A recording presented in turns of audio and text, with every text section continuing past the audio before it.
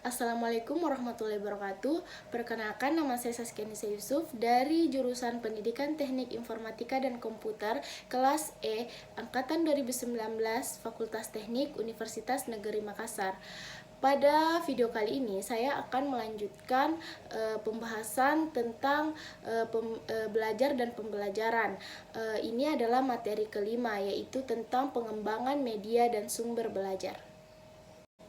Slide pertama.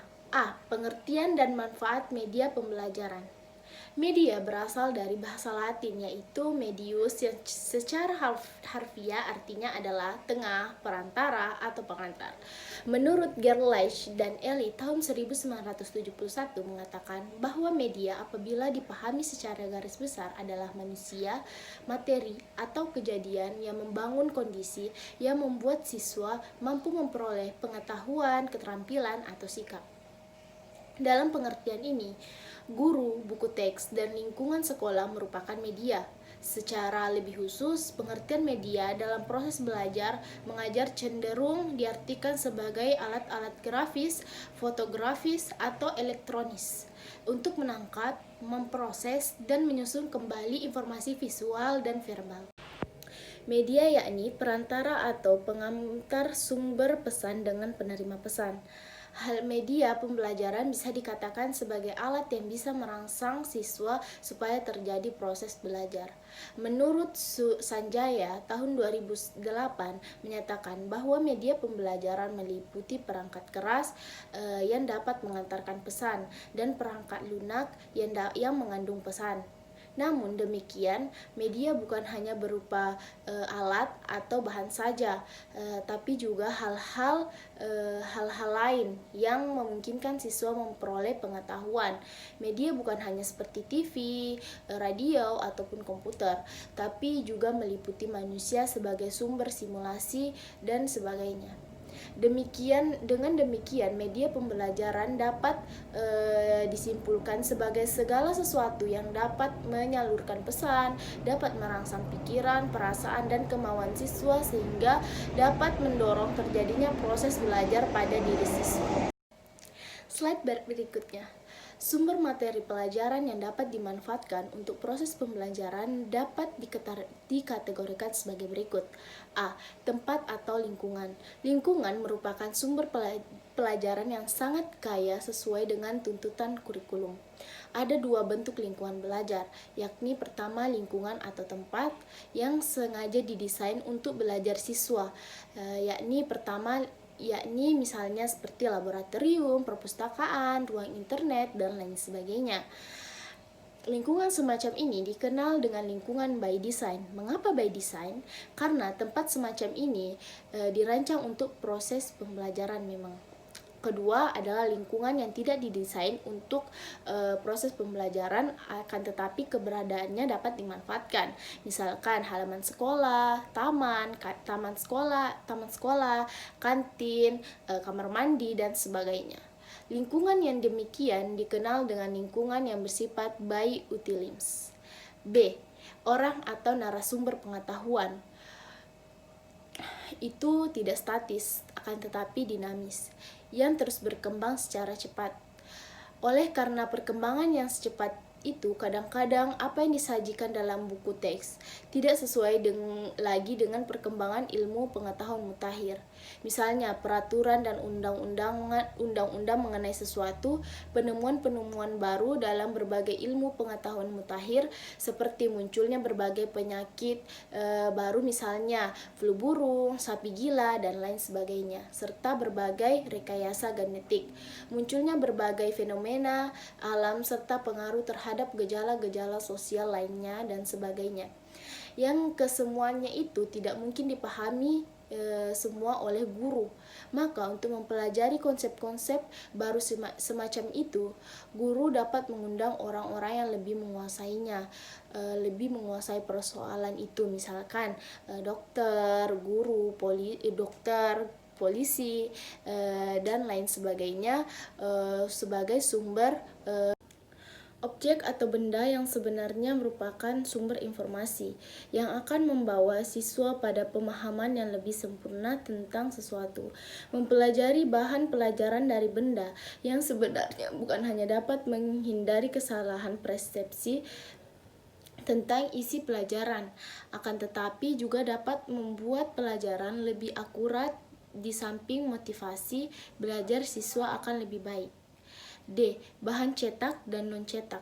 Bahan cetak atau printed material adalah berbagai informasi sebagai materi pembelajaran yang disimpan dalam berbagai bentuk tercetak seperti buku, majalah, koran, dan lainnya. Sedangkan bahan belajar non-cetak adalah informasi sebagai materi pelajaran yang disimpan dalam berbagai bentuk alat komunikasi elektronik yang biasanya berfungsi sebagai media pembelajaran, misalnya dalam bentuk kaset, video, komputer, CD, dan lain sebagainya. Terdapat 3 jenis bahan cetak dan non-cetak yang dapat dijadikan sumber pelajaran. B. Karakteristik komponen media pembelajaran. Ada 2 fungsi utama media pembelajaran yang perlu kita ketahui. Fungsi pertama media adalah sebagai alat bantu pelajaran. Dan fungsi kedua adalah media sumber belajar. Kedua fungsi utama tersebut dapat ditelaah dalam ulasan di bawah ini. A. Media pembelajaran sebagai alat bantu dalam pembelajaran. Tentunya kita tahu bahwa setiap materi ajar memiliki tingkat kesukaran yang bervariasi. Pada satu sisi ada materi ajar yang tidak memerlukan alat bantu, tetapi di lain pihak ada materi ajar yang sangat memerlukan alat bantu berupa media pembelajaran. Media pembelajaran yang dimaksud antara lain berupa globe, grafik, gambar, dan sebagainya. Materi ajar dengan tingkat kesukaran yang tinggi tentunya sukar dipahami oleh siswa. Tanpa bantuan media, maka materi ajar menjadi sukar dicerna dan dipahami oleh setiap siswa. Hal ini akan semakin terasa apabila materi ajar tersebut abstrak dan rumit atau kompleks. B. Media pembelajaran sebagai sumber belajar. Sekarang Anda menelaah media sebagai sumber belajar. Sumber belajar adalah segala sesuatu yang dapat dipergunakan sebagai tempat bahan pembelajaran untuk belajar peserta didik tersebut berasal. Sumber belajar dapat dikelompokkan menjadi 5 kategori, yaitu manusia, buku, perpustakaan, media massa, alam lingkungan,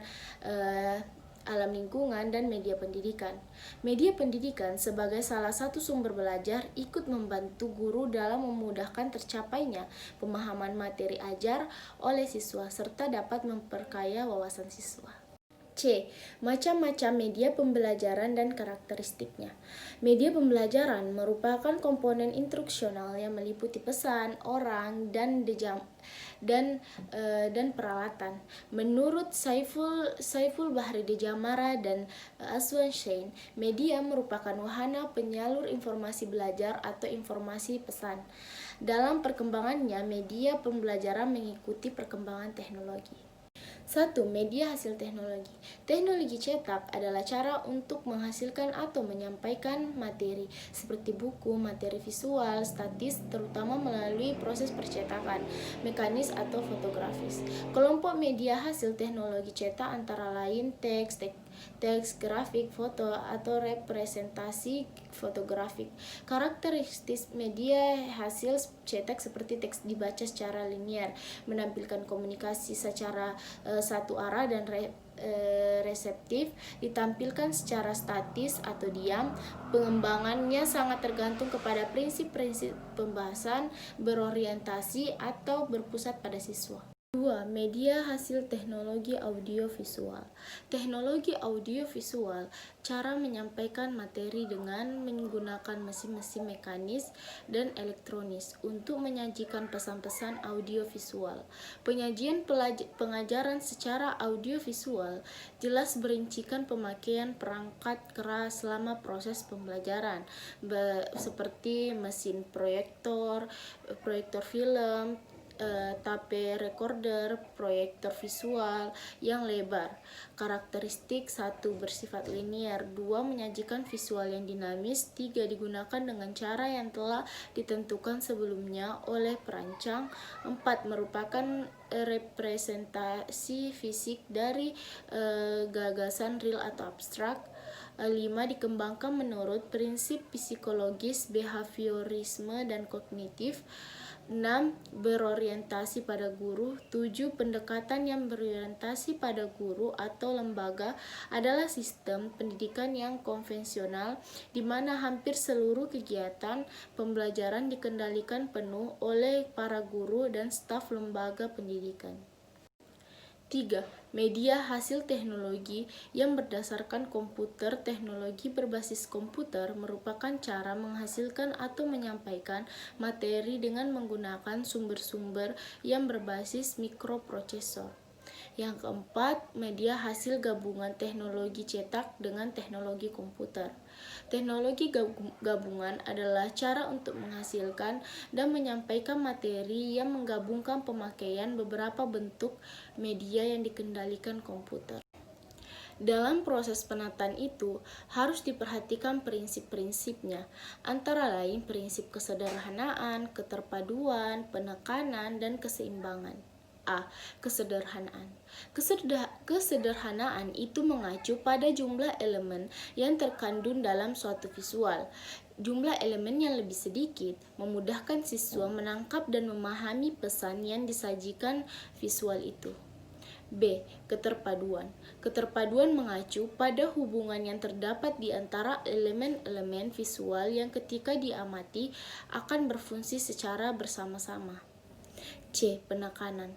Meskipun penyajian visual dirancang sesederhana mungkin, seringkali konsep yang ingin disajikan memerlukan penekanan terhadap salah satu unsur yang akan menjadi pusat perhatian siswa. D. Keseimbangan. Bentuk atau pola yang dipilih sebaiknya menempati ruang